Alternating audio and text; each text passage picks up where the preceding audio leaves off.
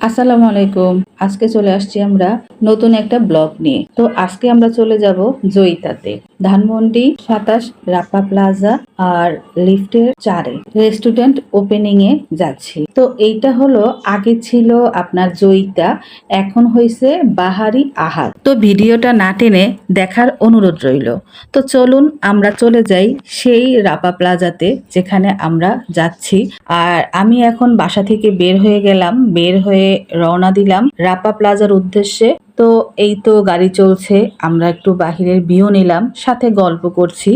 আর আমার ছেলে তো সামনে আছে দুষ্টামি করার জন্যই, তো দুষ্টামিও চলছে, গাড়িও চলছে। চলে যাচ্ছি আমরা রাপা প্লাজায়। বাহারি আহারের আজকে নতুন করে আবার ওপেনিং শুরু হবে, তো ভাবলাম এই জায়গাটা আসলে মিস করি কিভাবে। তো যেতে যেতে আমরা দেখলাম গণভবনের এই পরিস্থিতি, মানে ৫ই আগস্টের পরে এটার এই অবস্থা। তো এটা নিয়ে কিছুক্ষণ আমরা গসিপ করলাম। তো চলতেছে আমাদের গাড়িও চলছে, আমরাও চলছি। তো যারা আমার চ্যানেলে নতুন আছেন তারা অবশ্যই চ্যানেলটাকে সাবস্ক্রাইব করে দেন, আর যারা আগে থেকে আছেন তাদেরকে অসংখ্য ধন্যবাদ। তো দেখতে দেখতে আমরা চলে আসলাম বাহারি আহারের প্রোগ্রামে রাপা প্লাজায়। তো রাপা প্লাজায় ওরা অনেক সুন্দর করে সাজাইছে।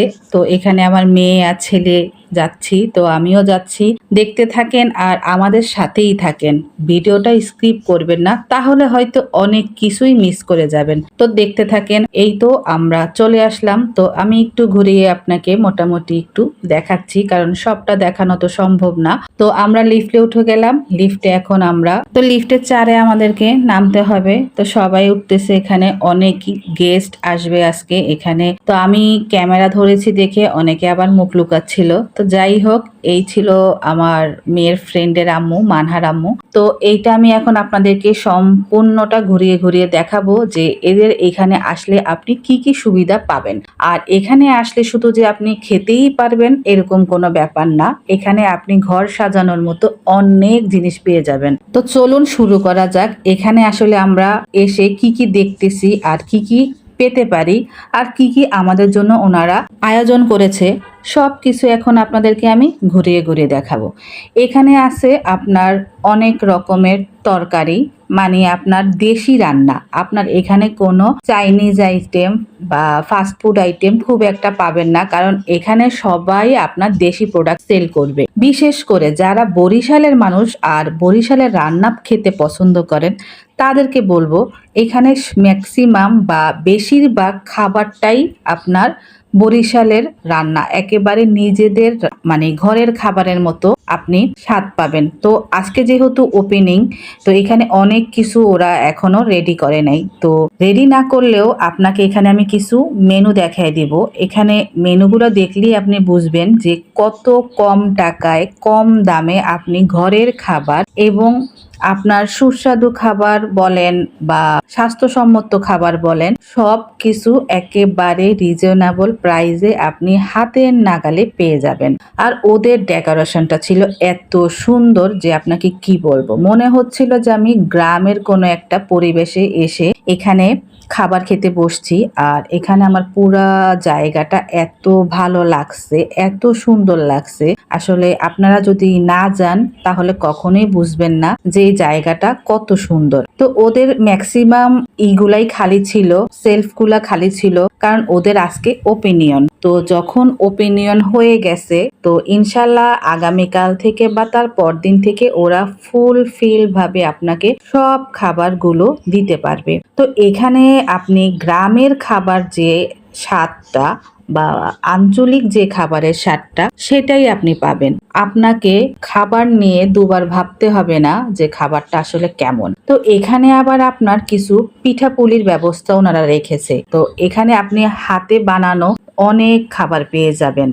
বরিশালের কিছু আঞ্চলিক পিঠা আছে, নকশি পিঠা, রসে ডুবানো পিঠা, তারপরে ডিমের হালুয়া, তারপরে আপনার সুজির হালুয়া, ডাইলের হালুয়া, মানে আপনার খাবারের কোনো শেষ নাই। ঘরে পাতা দই থেকে শুরু করে আপনার ফিরনি, পুডিং, ডিমের পুডিং, ডাবের পুডিং, কাস্টার্ড, ফালুদা, ছানার মিষ্টি, তারপর নর্মাল মিষ্টি, মানে সব কিছু পেয়ে যাবেন আপনি ঘরের তৈরি করার মতো। আরও পাবেন আপনি নানান রকমের জুস, আপনি যা চান সোজা আপনি ঘরে বসে যে খাবারটা খেতে পারবেন বা খাবেন সেই খাবারটা আপনি এই বাহারি আহারে পেয়ে যাবেন। তারপরে কাস্টার্ড, ফালুদা এগুলো তো আছেই। আর ওদের পিঠার আয়োজনটা ছিল আমার কাছে বেশি ভালো লাগছে। যেটা আপনি ঘরে বসে রান্না করে বা নিজে কষ্ট করে বানিয়ে খাবেন, সেই খাবারটাই আপনাকে তারা রেডি করে একেবারে মুখের সামনে তুলে দিবে। এদের প্রতিটা খাবার ছিল অসম্ভব মজার। মানে আপনাকে আমি কি বলবো, আপনি নিজে যখন খাবেন তখন বুঝবেন যে এদের খাবারের মানটা আসলে কি। তবে নতুন করে বলারও কিছু নাই, তার কারণ হলো এই পূর্বের জয়িতাটাই এখন বাহারি আহারে এসে দাঁড়িয়েছে। তো সেক্ষেত্রে আসলে বলারও কিছু নাই। অনেকে হয়তো চিনেন, জানেন বা আগে অনেকবার গেছেন, তো কিন্তু আমি জাস্ট আমার অনুভূতিটা বলতেছি, কারণ আমি নিজে প্রথম এখানে গেছি আর তার আগে আমি কখনো যাই নাই। আর ওদের সব কিছু মিলাইয়া মানে এক কথায় অসম্ভব সুন্দর ছিল। এখানে অনেক জিনিস কিন্তু তারা সেল করে। এই যে উপরে লাগানো যে বড় বড় চালনিগুলা বেতের, এইটাও কিন্তু হাতে বোনা, খুবই সুন্দর একটা জিনিস। এগুলোও হাতে বোনা। তারপরে কিছু জিনিস যেমন এখানে ডালাকুলা অনেক কিছু পেয়ে যাবেন, আপনি কিনতে পারবেন ওদের কাছ থেকে। ওরা এটা সেল করে। তো আপনারা যারা খেতে যাবেন তারা বুঝবেন গেলে যে এখানে এখন নতুন করে অনেক কিছু অ্যাড হয়েছে। আগে যা ছিল না সেইটাও এখন নতুন করে অনেক কিছু অ্যাড হয়েছে। এই যে জিনিসগুলো সাজানো শোপিসের মতো, এগুলো আপনার সেল করার জন্য। প্রতিটা জিনিসের প্রাইস একেবারে মানে রিজনেবল প্রাইস বলেন, হাতের নাগালে বলেন, যাই বলেন, আপনি এখানে গ্রাম বাংলার যত আদিম পুরানো জিনিস আছে আপনি সব পেয়ে যাবেন। মানে এক কথায় জায়গাটা চোখ জোড়ানোর মতো একটা জায়গা। ওখানে গেলে আপনার এমনিতেই ভালো লাগবে। আর খাবার, তার কথা আর কি বলবো, যে খাবে সে ফিদা হয়ে যাবে। তো এখানের খাবারটা পুরাই গ্রাম বাংলার খাবারের মতো, ঘরের খাবারের মতো, কোনো বাড়তি কিছু নাই। প্রত্যেকটা জিনিস ওদের নিজের হাতে বানানো, নিখুঁত যত্ন সহকারে নিজের হাতে তৈরি করছে।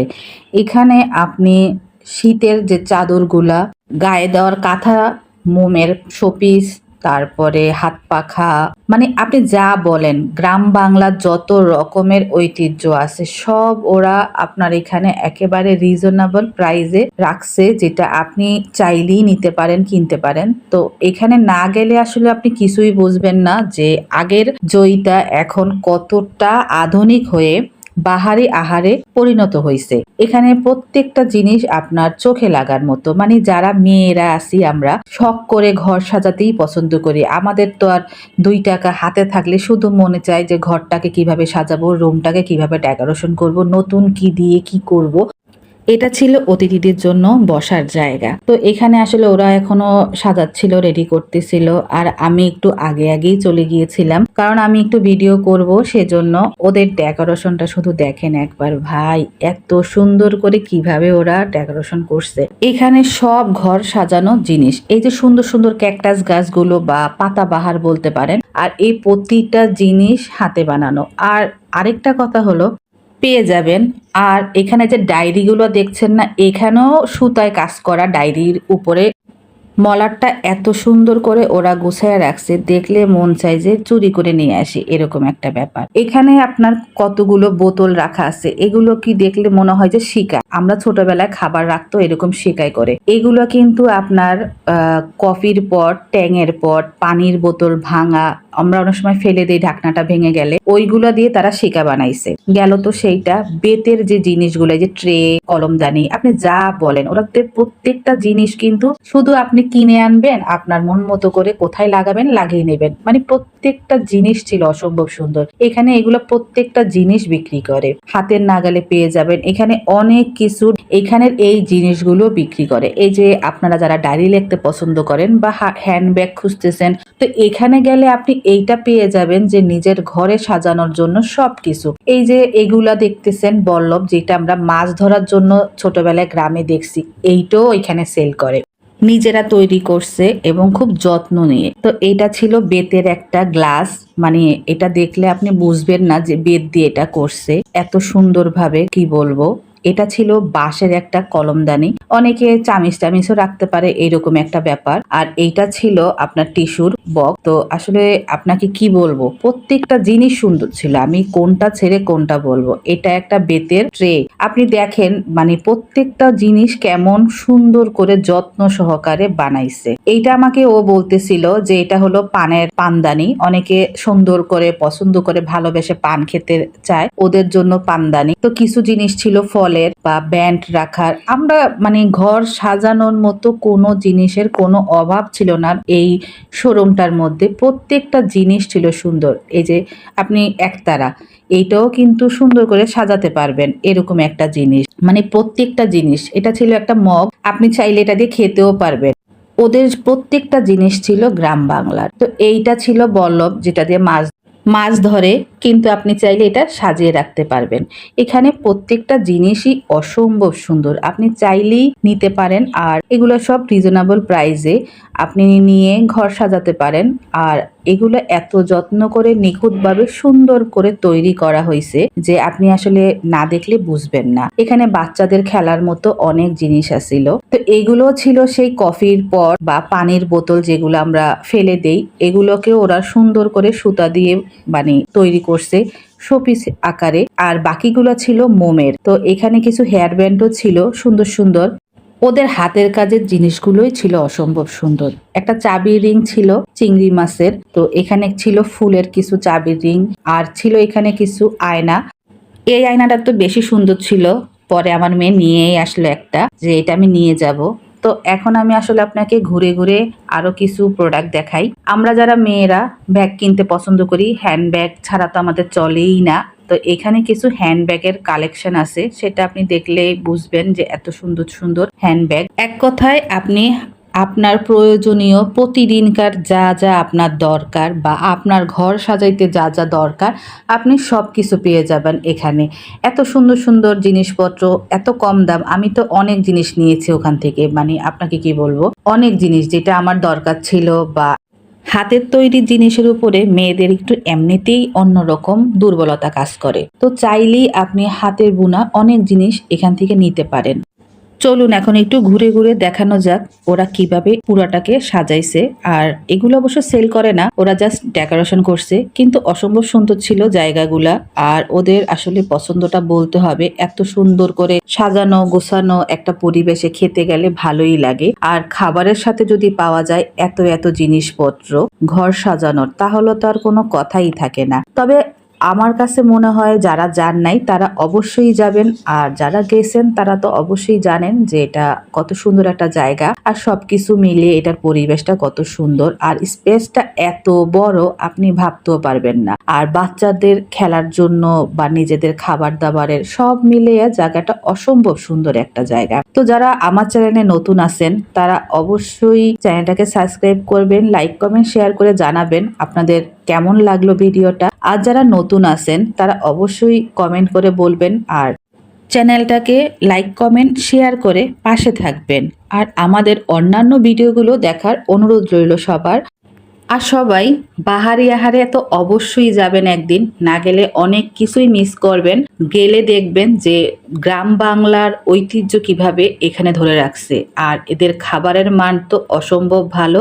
যদি না যান সেটা আপনার ইচ্ছা, কারণ না গেলেই অনেক কিছু মিস করে, আর গেলেই অনেক কিছু হাতের নাগালে পেয়ে যায়। তো এই জন্য বলবো অবশ্যই বাহারি আহারে যান, ভালো মন্দ খেয়ে আসেন, গ্রাম বাংলার বৈচিত্র্যময় জিনিসগুলো দেখে আসেন। আর বরিশালের ঐতিহ্যবাহী কিছু খাবারও পেয়ে যাবেন ওখানে।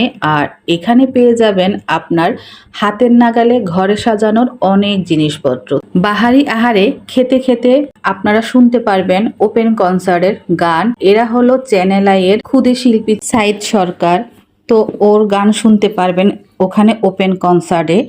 এখানে চ্যানেল আইয়ের আরও কিছু ক্ষুদে শিল্পী আছে, ওরা ভালো নাচে গান গায়, অনেক কিছু দেখতে পারবেন। আসলে না গেলে তো আর আপনি কিছুই দেখবেন না, তার জন্য আপনাকে আগে যেতে হবে। ধানমন্ডি 27 রাপা প্লাজার লিফটের 4-এ। সবাই ভালো থাকবেন আর আমাদের জন্য দোয়া করবেন। আল্লাহ হাফেজ।